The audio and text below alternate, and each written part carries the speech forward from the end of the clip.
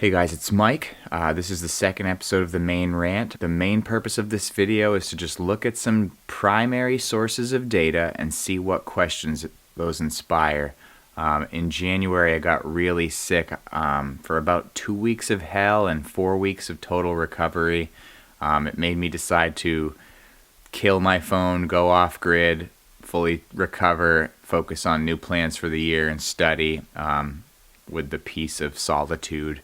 And I basically was following this whole story way before the mainstream news started covering it. That's not a brag. I just follow a lot of independent commentators that are usually ahead of the curve. People like Styx Hexenhammer, Tim Pool. There's a lot of data to go over. Let's try to speed through it as fast as we can and just see what kind of things come up. Again, this isn't meant to be political, even though I have my own political views. It's not meant to be disinformation, so don't censor me, YouTube. This is primary first-hand information that YouTube itself is recommending you go to. I just think it's really important for you to ask questions on your own. Explore and learn on your own. Don't use these mediators to try to get to the truth. Censorship is not an effective way of getting truth out there. You end up making bad information look more appealing. My next video, I want to talk a bit more about YouTube censorship. Let's just get right into it because this might be a little bit dragged out. The Maine Rant. So first we go to the Maine CDC site. Let's look at the total cases, the confirmed, the recovered, the hospitalization, and some age breakdowns. So total cases, 1,877.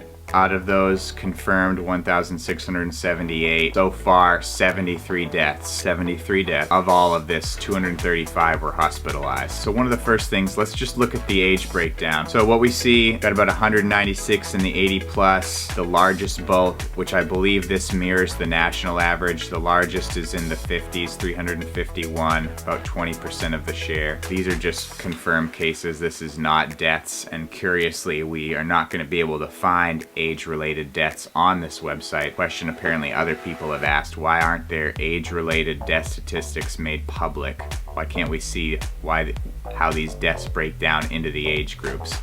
And we will get that information in this video, so keep watching. When we look at graphs for comparisons to other states, we are relatively low. You can see a lot of the concentration is up here between 1,000 and 10,000. Up here is above 10,000 cases. And of course, the big outlier, New York. We'll get to New York. New York has a special place in this story. Save that for the end. So now let's look at a breakdown by counties. As with across the country, even within our state, and we'll see this in New York State as well, this is not equally spread throughout the whole state. We can see by and far largest amount is in Cumberland County with 919. So over half of Maine's cases are in Cumberland County, which is the home of Portland. Portland's our largest city, a small city compared to other areas of the country, but in the whole Portland metro area is about half the population of the state. There's about 500,000 people in the greater Portland area. So it makes sense that they have about half of the whole cases. And then if you sort of look at this distribution, you can see the heavier affected counties kind of follow the interstate. If you're not familiar with Maine, Interstate 95 is our only major interstate, and it comes down here and it moves up through and it goes up to the county, what we call the county, which is Aroostook County. Next you've got Androscoggin and York. Androscoggin is where Lewiston, they call that the Dirty Lou, and then York is just the most southern portion of the state, so it makes sense, and then it kind of dissipates as you move up this map here. There's virtually nothing affecting Piscataquis County, Aroostook County, Washington County, Hancock County. These have very low population density. And like we've always known with epidemiology, transmissibility is increased when you have higher population density. At this point it should be called common sense, but we don't have that in our governments. Next, let's just go down to the testing rates. This is a table of all reported blank tests in Maine, updated 5/20, which was yesterday. So for antibody tests, 177 positive out of 2,704 negative. You're looking at about 6.5%. I believe that's what they would consider the infection rate. This is something that people that are conducting some of these massive tests, like the folks over at Stanford University, they believe this number is actually much bigger in terms of there's a lot of people that don't get any symptoms when they're infected with this thing. So If you have a much higher number of infected, it makes the infection rate go up, but it makes the death rate go down. Over here we have PCR, which I looked up, and that is polymerase chain reaction. It's an old type of test that takes a DNA sample and replicates it. 2,201 were tested positive with 35,450 negative, which equals about the same percentage rate. It came to about 6.2% rounded. And then total combined, again, is about 6.2%. So fairly consistent results across those totals. Interestingly enough, when I looked up the polymerase chain reaction test, recent study, basically they're saying this polymerase chain reaction test can give you false negatives, as in the first 5 days you might not have any symptomology. The hospital use and capacities, total hospitalized 41. 41 are currently hospitalized, 21 in critical care, 12 on a ventilator. We still have 165 available critical care beds, 252 available ventilators, and 439 alternative ventilators. Based on what we have here, plenty of capacity left. Originally, when they did these lockdowns, they were showing these exorbitant models that were showing millions of people dying, and that we needed to do this so we could flatten the curve. That was the language used, flatten the curve so we don't overwhelm our hospitals. And now we realize that there are actually a lot of hospitals just shut down doing nothing because they're not allowed to perform their other regular functions. Again, like everywhere in the country, the most urbanized, population-dense area has most of the cases in our state, which is still, when you look at general infectious disease data and other types of things that affect our population for death, is not significant enough to warrant what's going on. But that's a personal opinion. Interestingly enough, Maine, unlike some other states, doesn't give the public any information on who is actually dying. So that's going to come up because it turns out that it doesn't matter what percentage of the population gets infected. There's only a certain group, a certain demographic that's actually dying, and it took a Bangor Daily story for me to actually get that data. They must have contacted the CDC themselves. The last curious things when you read the details about this data, who is included in the data? Data are about individuals who claim residency in Maine, regardless of what state they were tested in or where they were currently living. For example, an individual who claims residency in Maine but lives in Florida will appear in this data even if they were living in Florida at the time of the illness. So Maine is including data of people that just have Maine residency. Maine has a lot of what they call snowbirds that move down to Florida over the winter and don't really come back till things start heating up again up here. Who knows how big that chunk of data is? They're not saying it. It could just be a handful of people. It could be dozens of people. It doesn't say what percentage of deaths. So theoretically, just from reading this on the surface, someone could be in Florida and die down there, and perhaps it would add to one of our 70 some odd people that died. Another controversial subject, the confirmed cases are tested, but the probable cases, and this is something going on at the national level, they're just sort of, if you have a lot of symptomology, they just chunk them into there. Presumably it's for safety, as all of this crap is, but whatever. What is included in deaths? A COVID-19 associated death is defined as a death resulting from an illness that is clinically compatible with COVID-19 that is confirmed by an appropriate lab test. There should be no period of complete recovery between the illness and death. It is not necessary that blankety blank be the primary cause of death. So again, it's not necessary that this be the primary cause of death. It could just be there alongside of a bunch of other things. So basically you're talking about people that are already in poor health. That's going to come up again in our data. This is a little quick update. Mills administration updates plan to restart Maine's economy. Basically, for Memorial Day, they decided that they would give us the privilege of going to campgrounds because campgrounds were shut down. I'll reserve my opinion and my frustration. And then they delayed reopenings of gym, fitness centers, and nail salons based on the data of, surprise, wow, you could transmit more illness when you're inside in humid environments breathing heavily. Can't believe they would need a scientist to tell you that. At the very least, they're acknowledging that Maine has a long-standing tradition of embracing the outdoors, which has the additional benefit of promoting public health during this global pandemic. No shit.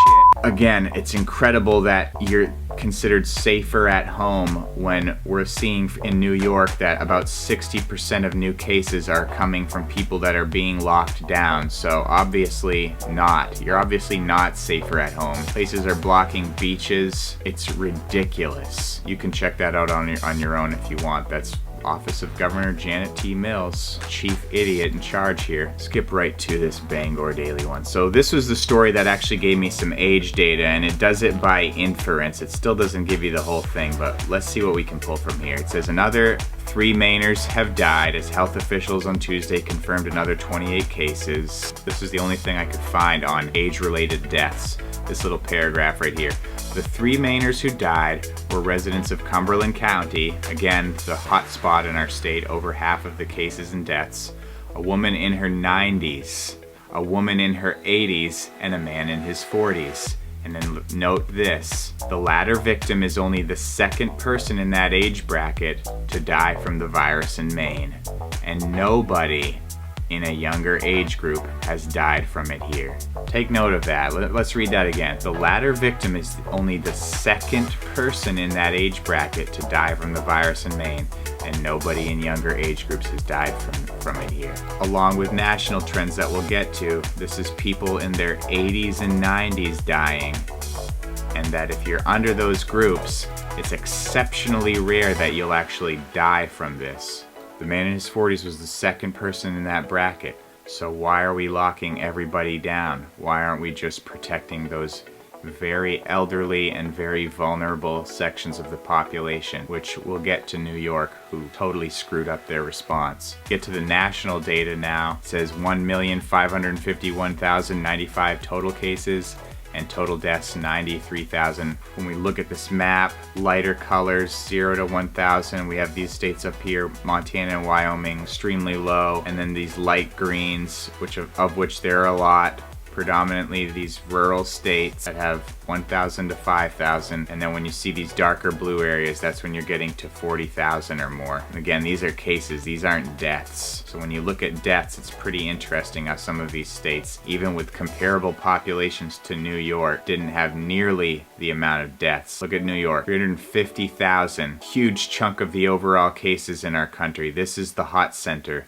This is the place, and not even the whole state, but we'll get to that. But if you look at something like Florida, who's begun their reopening amidst widespread media criticism, it's a fraction of the cases and a fraction of the deaths despite comparable population levels. Again, CDC has the breakdowns. If you look, it's comparable to the breakdowns in Maine. Let's go to the New York situation. This is New York's state website. They've tested 1.5 million people, a total of 356,458. What was my math on that? We go back here, look at the total for the US. These are total cases, 1.5 million.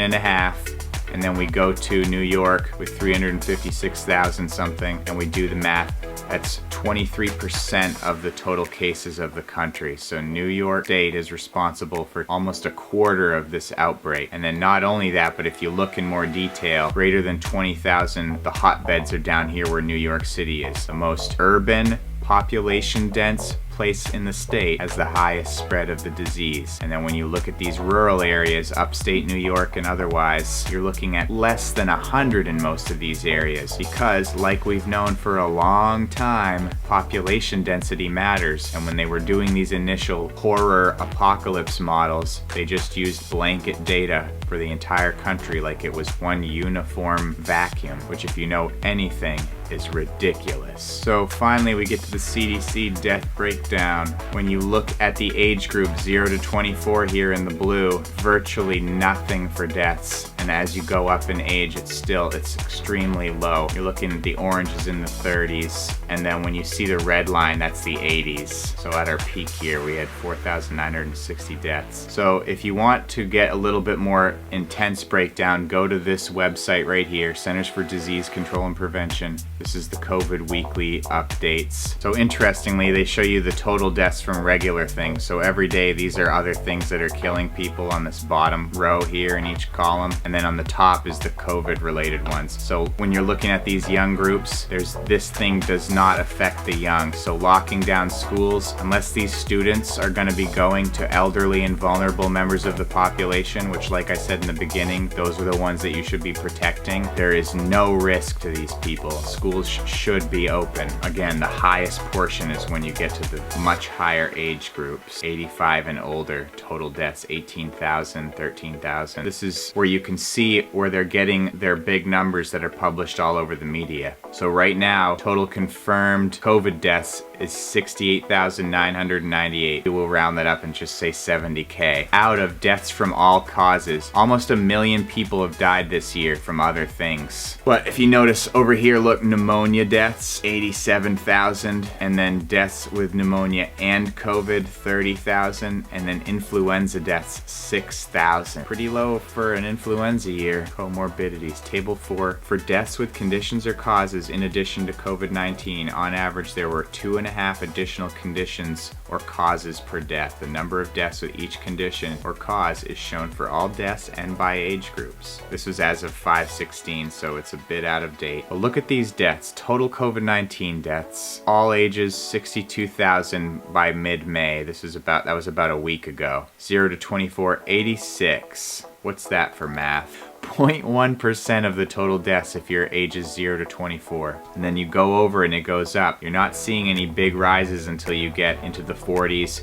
50s, 60s, 70s, and then 80s is by far the biggest. So with all due respect, when you're knocking on death's door, Corona strikes worse. That's a third of the deaths. Actually, when you combine 75 to 85 and older, 59%. Over half are above 75. If we include 65 years old and up, 50,310 total, divided by total deaths, 62,000, 80%. So according to the CDC's own data, 80% of deaths are from people 65 and older, and virtually no deaths if you're under 24. So these are the comorbidities. This is all deaths, all ages, and then you go down. This is going to show you who had comorbid symptoms. So roughly half had influenza and pneumonia. Nearly 5,000 had chronic lower respiratory diseases. 10,000, so about 1/6, had adult respiratory distress syndrome. About a third had respiratory failure. About 1,000 had respiratory arrest. Now watch these numbers go up. So influenza and pneumonia were very highly correlated, but hypertensive diseases, which is a type of cardiovascular issue, 12,000, so about a 6, let's say. 6,000 roughly with ischemic heart disease, so about 1/10 have heart disease. More than 1/10 have cardiac arrest. 3,000 have cardiac arrhythmias. Similar number has heart failure. There's a pretty big chunk of people that are dying from this thing that have heart issues. There's a pretty huge chunk that have lung issues. Other health issues that are pretty highly correlated. Over 10% of diabetes.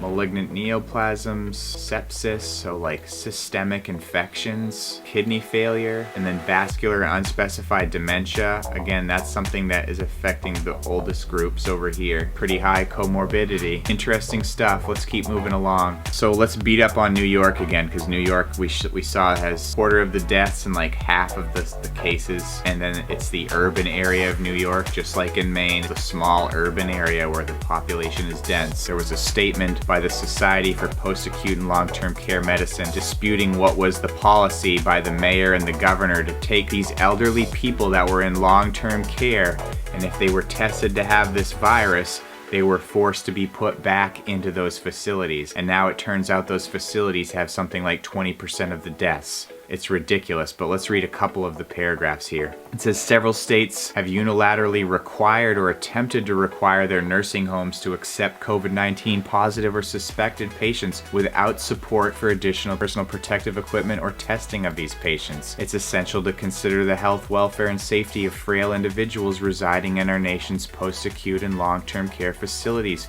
where we know the attack rate and case fatality rates are staggering. The preliminary results from Kirkland and Washington State show a hospitalization rate of 57% for these residents and 36.7% for residents and visitors. Unsafe transfers will increase the risk of transmission. Duh.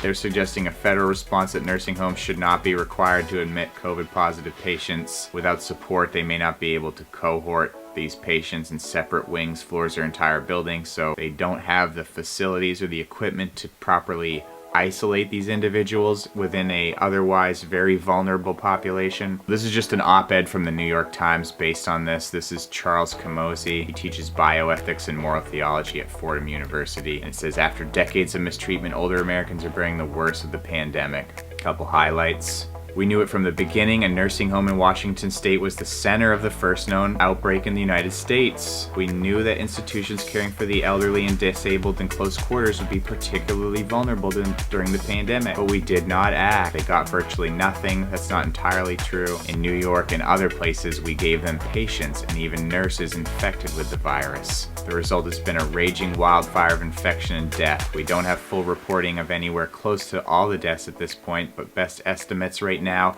are that half of those who have died from COVID-19 have been nursing home residents. In some places, it's much more. It said Connecticut reported that nearly 90% of its COVID-related deaths occurred in nursing homes. He says we tend to see this as a public health failure, but it's also a moral failure. Check that article out if you want. He's got some good points. I think nursing homes are disgusting, and people should be ashamed of themselves, and carting them away into these homes so you don't have to deal with them is disgusting. We need to restore the family unit and the extended family. That's personal opinion. That's another discussion. Another article by Jeff Bezos' blog, Canada's Nursing Home Crisis. Look at this number. 81% of the deaths are in long-term care facilities. 80%.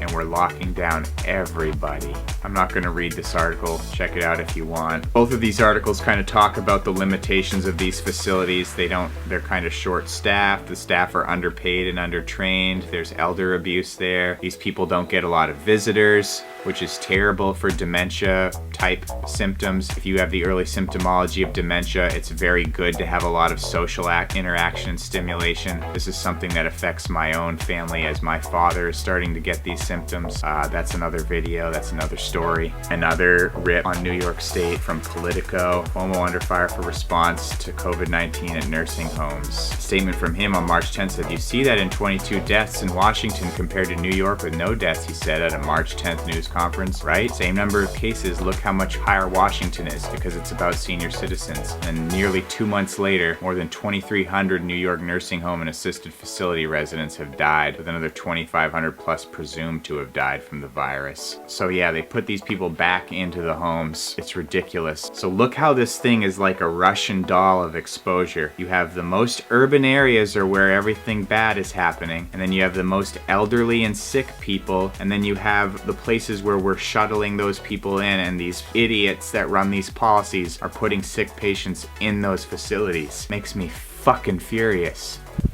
Alright guys, thanks for watching if you made it all the way through. That was a long one. Go ahead and subscribe if you feel like following along. And I do have some other segments that were part of this, but I feel like they should just be broken up. It was really long and it was really hard to just try to stay focused, but I do appreciate you guys.